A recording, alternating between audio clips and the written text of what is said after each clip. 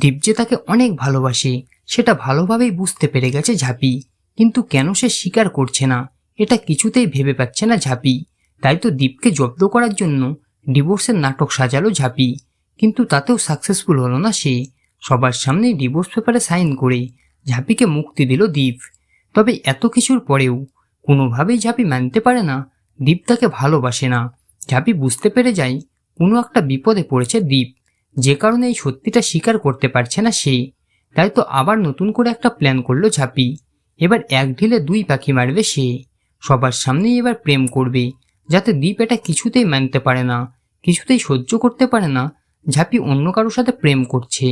সাথে সাথে দীপ কেন আসল সত্যিটা স্বীকার করছে না সেটাও সে খুঁজে বের করবে।